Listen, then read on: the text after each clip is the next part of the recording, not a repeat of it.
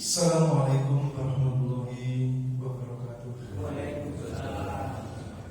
Alhamdulillahilladzi hadana li hadza wa ma kunna linahtadiya laula an hadana Allah.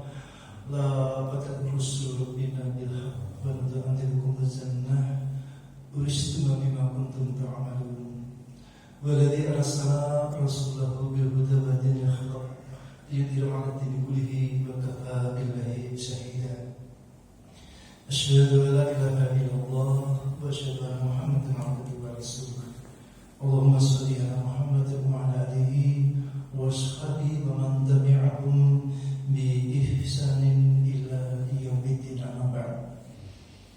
Ibu-ibu, bapak-bapak dan saudara-saudara sekalian yang insyaallah dirahmati Allah Subhanahu wa taala, puji syukur alhamdulillah kita panjatkan kehadiratnya bahwa Allah Subhanahu wa taala sampai detik ini masih memberikan kesempatan untuk berkumpul di rumah Allah, di Masjid Al-Barakah dalam keadaan iman, Islam, ihsan, kesehatan dan keselamatan.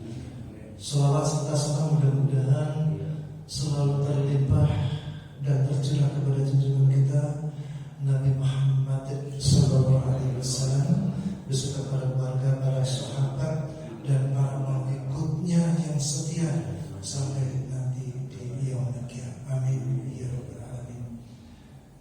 Saudara sekalian yang dirahmati Allah Subhanahu wa taala, pada pagi hari ini yang akan berkenan menyampaikan materi kuliah subuh Ustaz Usman Kadafi.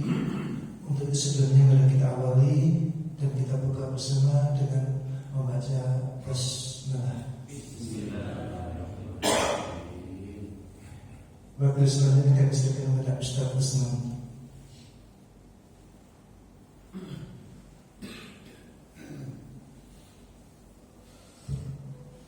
Bismillahirrahmanirrahim. Assalamualaikum warahmatullahi wabarakatuh. Alhamdulillahi fattahil alim alladzi khalaqal insana fi ahsani taqwim. Asyhadu an la ilaha illallah wal wahidul hakim wa asyhadu anna Muhammadan abduhu wa rasuluhur rahmanur rahim. Allahumma shalli wa sallim wa barik ala nabiyyina Muhammad al-munzali alaihi wa innaka la'ala khuluqin azim wa ala alihi wa ashabihi alladziina aqarrabahu bi qalbin salim. Allahumma shalli wa sallim wa barik ala nabiyyina Muhammad. Bapak Ibu sekalian, alhamdulillah, puji syukur kepada Allah Subhanahu wa taala, pagi hari ini kembali kita bisa saling bermuajahah, bertatap muka offline dalam keadaan sehat.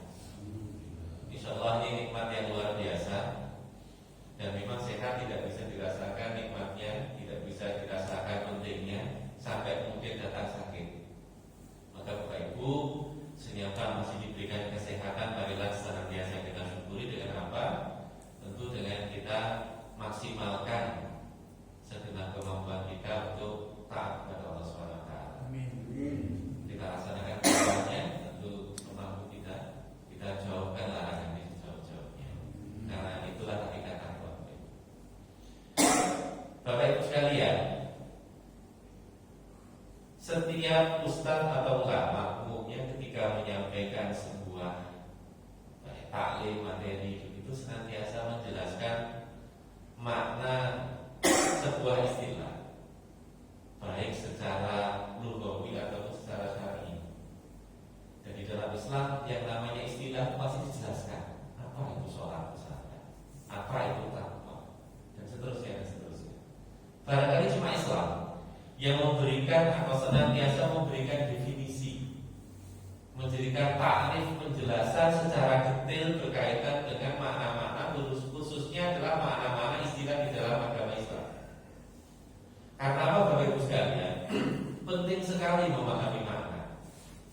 Ketika orang salah memberikan makna, salah memberikan nama, maka di dalam Islam kalau memberi nama anak kan betul-betul kabur gitu. Karena nama adalah doa gitu Nabi. Di sisi yang Bapak Ibu sekalian, pemahaman kita tentang istilah-istilah, khususnya istilah agama itu harus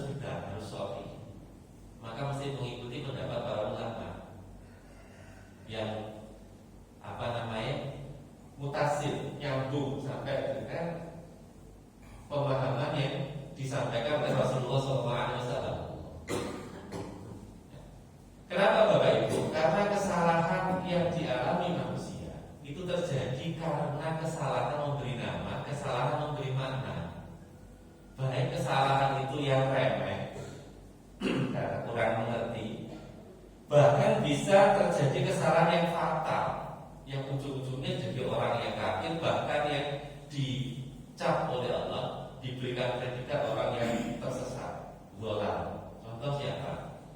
Orang-orang Nasrani.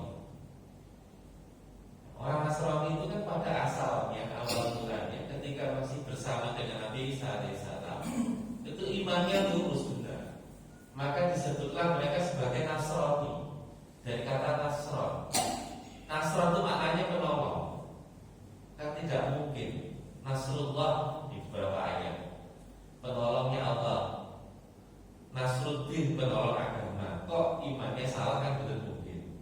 Tapi kenapa kemudian oleh Allah di akhir surat Al-Fatihah dikatakan sebagai orang yang dolal atau orang yang sesat? Ya karena salah memberikan makna. Maksudnya bagaimana? Mereka salah memaknai keberadaan Nabi Isa alaihissalam. Mereka menganggap Isa sebagai anak Tuhan, padahal tidak seperti itu.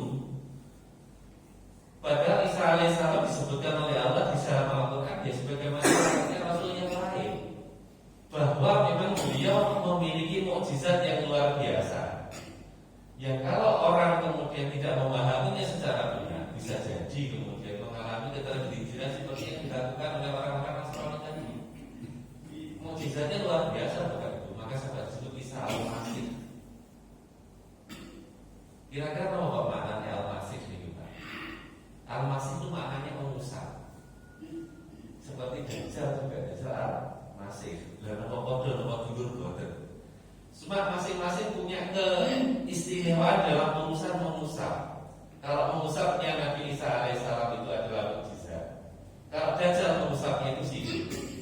Jadi orang mati diusap hidup, orang buta diusap bisa melihat, orang sakit lepra diusap Nabi Isa asal izin Allah tentunya sembuh lepranya. Sama dengan Dajjal. Bisa Dajjal itu tinggal tadi Tuhan. Betul yang ketemu tiang kok sakit karuan sembarang diusap kok beda. Jadi itu Dajjal jangan-jangan.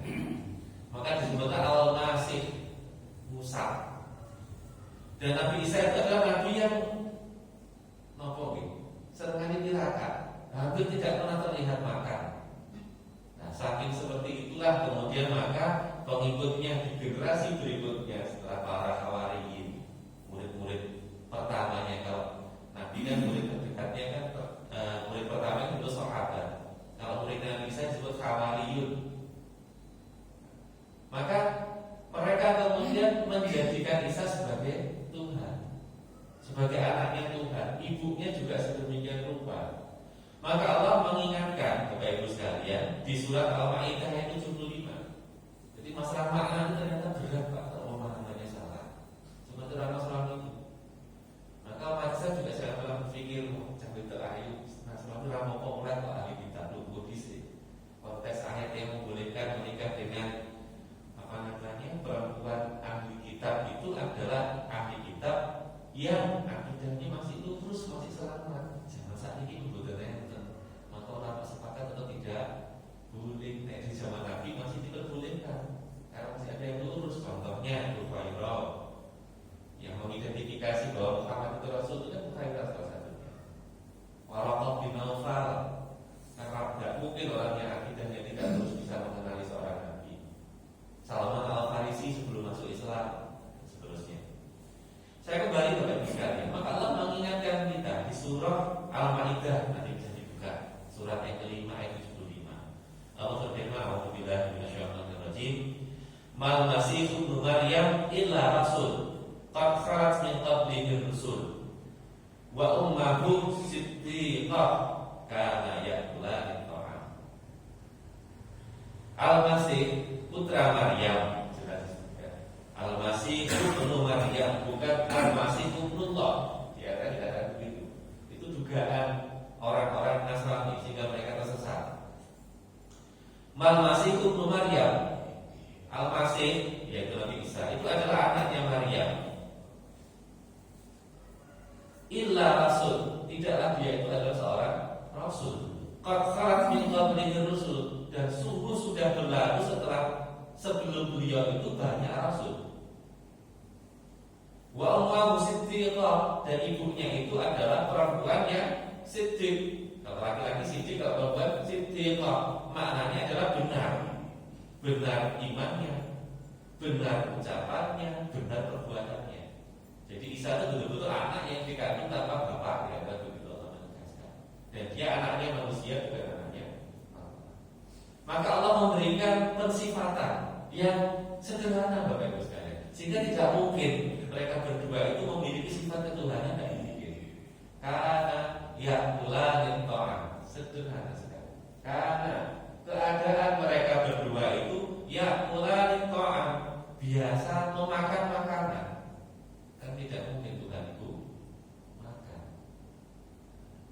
Jadi Allah mensifatinya sederhana dengan kalimat yang sederhana bahwa Nabi Isa begitu juga ibunya biasa makan dan tidak bisa hidup tanpa makan. Ini sifat yang Allah terangkan. Jadi jelas tidak boleh muncul di dalam pikiran seorang mukmin hal-hal yang berkaitan dengan sifat-sifat ketuhanan yang melekat pada diri Nabi Isa alaihissalam. Karena dikatakan oleh Allah, karena yang berlaku mereka berdua itu biasa makan. Maka Bapak Ibu sekalian, memahami makna inilah yang pertama kali Allah ajarkan kepada manusia. Manusia pertama kan Nabi Adam alaihissalam.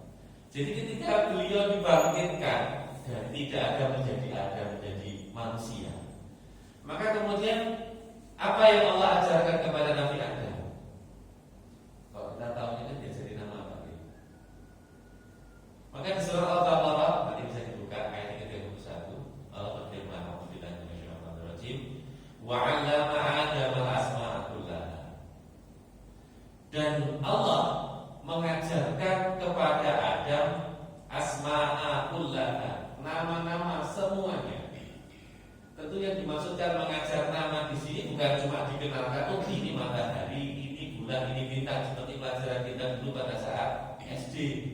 Bukan cuma sekedar itu, tapi diberikan ilmu tentang apa yang ada di alam semesta, termasuk urusan-urusan agamanya, dengan hakikatnya dan maknanya secara lengkap. Buktinya apa? Allah melanjutkan menanyakan kepada malaikat. Kan tidak mungkin malaikat ditanya matahari nanti itu matahari, kan tidak mungkin. Tapi yang pasti malaikat tidak pernah mampu menjelaskan definisinya secara benar. Maka dikatakan oleh Allah, "Tsumma 'aradhahum 'alal malaikati faqala anbi'uni bi asma'i haula'i in kuntum shadiqin." Kemudian Allah memperlihatkan kepada para malaikat, kemudian berfirman, berkata kepada malaikat, "Ambiuni." Ambiuni di sini maknanya adalah beritakan, jelaskan. Bi asma'i haula'i, semua nama-nama ini, in kuntum shadiqin, kalau kamu itu benar. Dan mereka tidak bisa menjelaskan, ngerti istilahnya, tapi tidak memahami apa maksudnya. Karena Allah memberikan pengetahuan ilmunya kepada Nabi Adam alaihissalam. Nah, di sini pentingnya. Maka kenapa setiap ulama kalau menerangkan mesti yang perlu tidak dijelasin barang secara lugawi begini, nanti berubah kalimatnya begini biasa ini. Lalu si para mondok jelimet itu jelaskan itu. Karena apa? Makna istilah dalam Islam itu senantiasa terkait dengan makna lughatnya secara lugawi, terkait juga dengan makna secara agamanya berdasarkan Quran dan Sunnah. Maka tidak pernah ada satu istilah di dalam Islam yang bertentangan antara pendapat ulama satu dan yang lain. Yang ada adalah saling melengkapi, sudut pandang yang berbeda tapi saling melengkapi. Itu yang terjadi. Makanya memang ketika ngaji akan lebih baik ketika ngajinya kepada seorang yang alim, karena bisa menjelaskan secara detail. Seperti tadi menjelaskan tentang nikah dengan orang yang non Islam.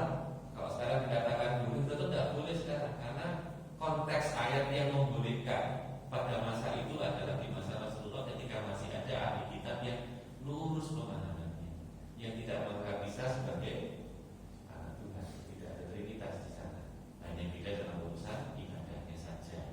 Itu pun tetap diperintahkan untuk pada akhirnya diajak menjadi Islam. Kalau sekarang sudah tertutup kebolehan tentang itu. Nah, Bapak Ibu sekalian, Bagaimana dengan kita? Kenapa kok membahas masalah ini? Penting Bapak Ibu, karena tidak terasa Bapak Ibu syawalnya baru berlalu. Terus mempunyai sakit kosong syawal ini. Padahal kan fadilannya luar biasa.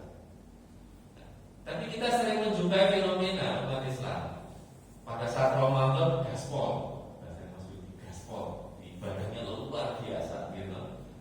Bagaimana Ramadan? Tentu biasanya. Kenapa itu terjadi? Salah satunya karena salah memberikan makna. Ketika ketemu satu Syawal, Idul Fitri, yang terbaik sebenarnya adalah hari Roma.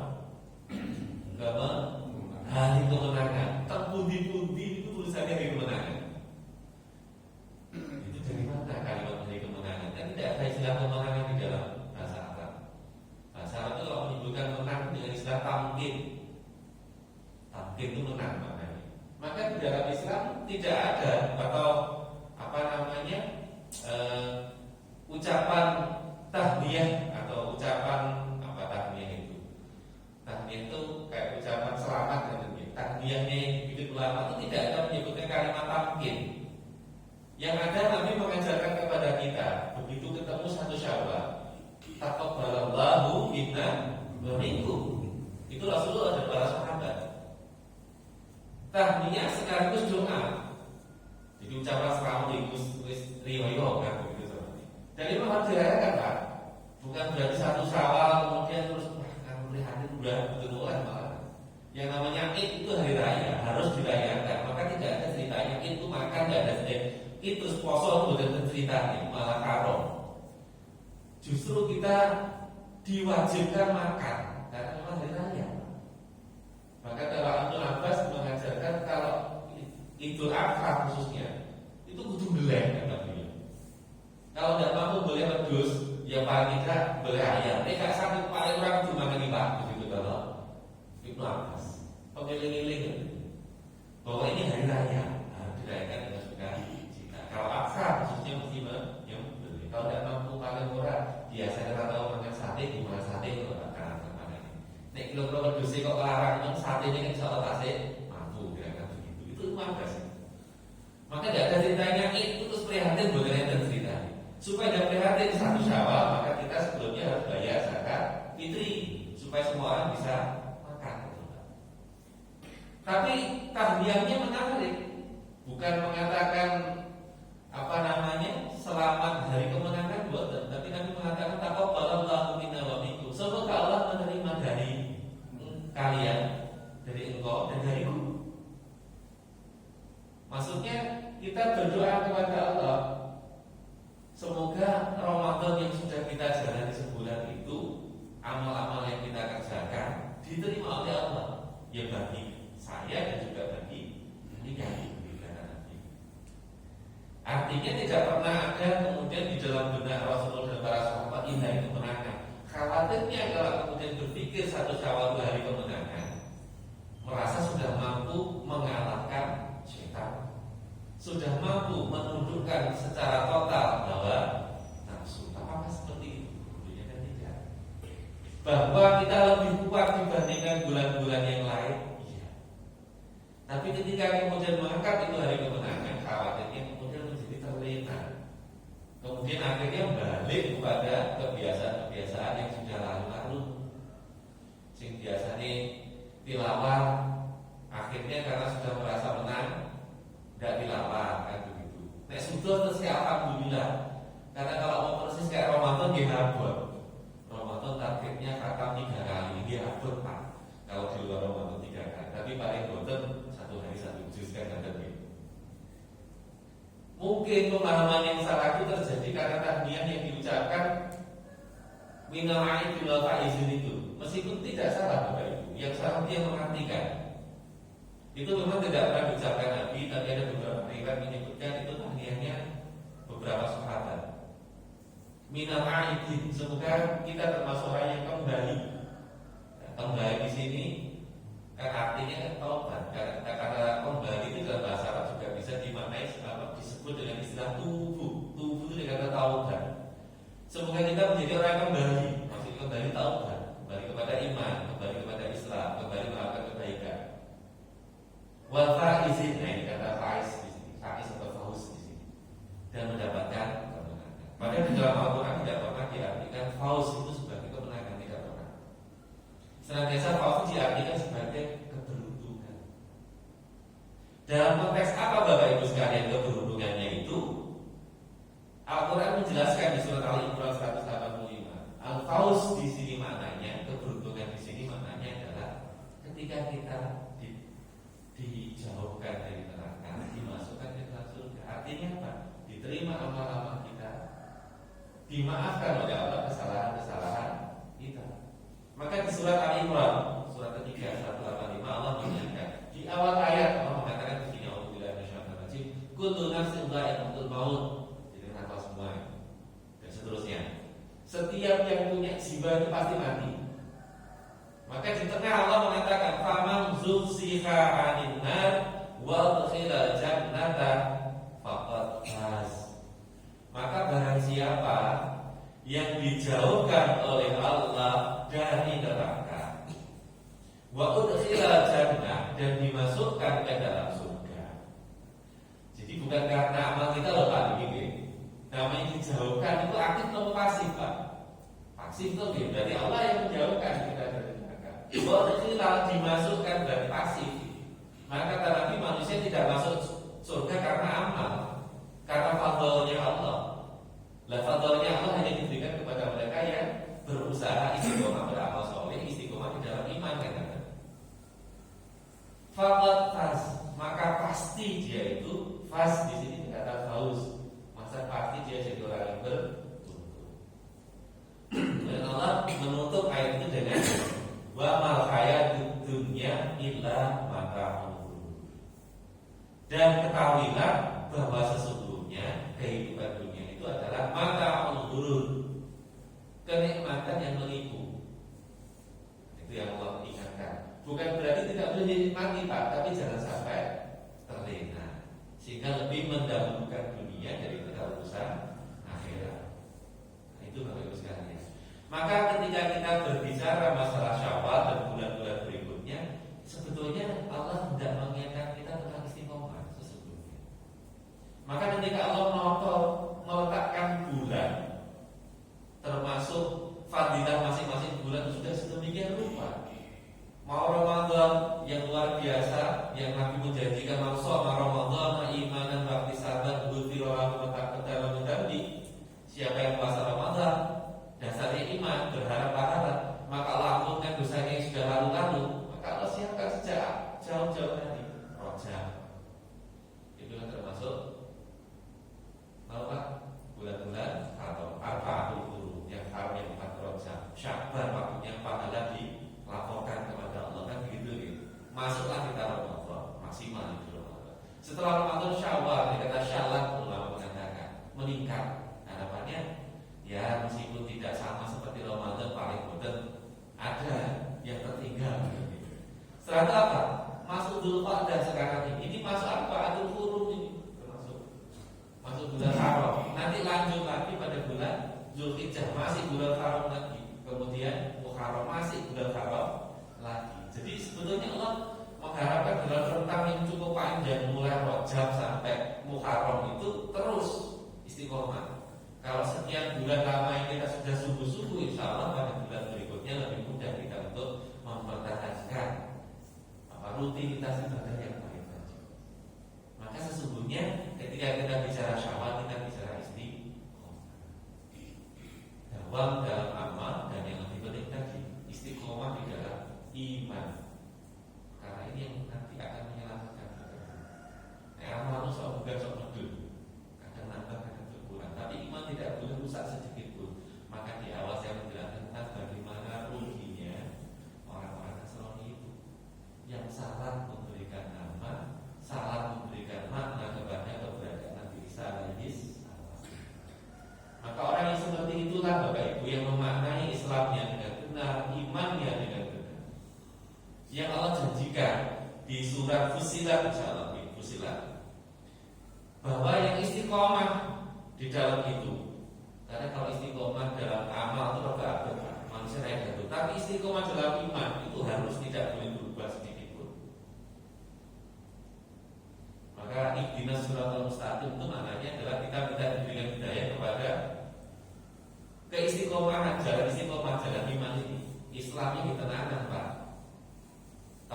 tidak pernah tercampur dengan yang lain, kemudian kecenderungan berpihaknya kepada yang beriman saja, bukan kepada yang fasik atau yang lain.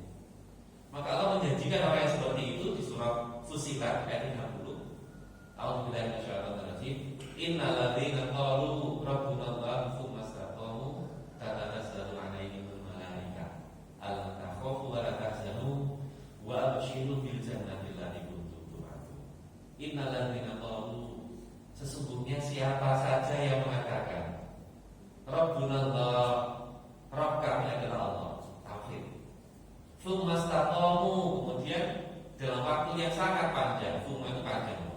Sejak dia ucapkan itu, sejak dia mengerti itu sampai mati, istiqomah dia, tatanazzalu 'alaihimul malaikah. Orang seperti itu Allah nanti turunkan malaikatnya. Mereka berdoa, Allah takhafu wa la tahzanu, jangan kamu takut, jangan kamu sedih. Maka orang istiqomah begini Bapak Ibu sekalian, nanti dia pun barzakh, alam kubur, tidak ada cerita ketemu muka nakir itu dari tidak ada ceritanya. Lah muka nakir itu malah ketemu betul. Tapi malaikat Allah menjanjikan tatanazzalu 'alaihimul malaikah. Allah turunkan malaikat dan malaikat berkata, tidak usah takut, tidak usah sedih. Jadi nanti muka nakir itu ngomongnya begitu. Betul kok. Bisa memakai dulu ibadah. Syarat itu kan kuat. Istiqomah dalam iman. Kecenderungan kita kepada siapa hari ini di dunia? Karena orang itu kan bersama dengan yang dicintai. Nah itu sosoknya nyata dunia itu kan. Nek kalau si mukmin malah foto bikin, si orang malah, nah itu yang masalah Pak. Kalau mesti mesti bahasa covid ini, lalu kan tidak sedikit. Mau mesti surah manfaatnya, nek cuma protes kok besar. Orang bersama dicintai. Wa basyiru bil jannati allati kuntum tu'adun. Dan kami berikan kabar gembira kepada kalian. Basyirah dengan apa? Bil jannati allati kuntum tu'adun. Berupa surga yang sudah dijanjikan oleh Allah. Artinya tidak ada yang namanya orang mukmin itu tidak ada takutnya, tidak ada sedihnya. Bahkan di awal ayat 31 Allah mengatakan, nahnu awliya'ukum fil hayatid dunya wa fil akhirah. Kami itu Allah bersama semua makhluknya termasuk malaikat. Awliya'ukum, wali-wali kalian. Namanya wali itu kan melindungi, Pak, mengayomi. Meskipun kalau sudah dilindungi diayomi bukan berarti hidupnya terus rakonan rekoso. Ya enggak. Rekosonya memang Allah buat untuk apa? Pertama, menjadi ujian. Kalau lulus berarti ujian itu menyebabkan hapus dosanya, ditambah amalnya, ditambah pahalanya. Nahnu awliya'ukum, kamilah wali kalian fil hayatid dunya, di kehidupan dunia, wa fil akhirah, dan kehidupan akhirat. Maka siapa yang lebih beruntung dibandingkan orang-orang yang istiqomah? Mungkin itu Bapak Ibu sekalian yang bisa kami sampaikan. Sudah jam 5:04, nanti yang mau masuk kerja asal dulu keluar. Semoga diberikan oleh Allah kita sifat istiqomah sampai kelak menghadap Allah Subhanahu wa taala. Demikian, atas kurang lebihnya mohon maaf. Aku lupa di hada astagfirullah wa lakum. Assalamualaikum warahmatullahi wabarakatuh. Waalaikumsalam.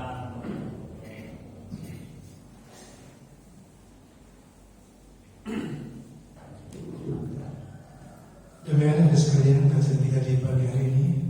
Semoga apa yang disampaikan dapat kita pahami dan dapat kita terapkan dalam kehidupan sehari-hari. Tiba saatnya kajian pada pagi hari ini kita akhiri. Mari kita tutup bersama dengan doa kafaratul majlis.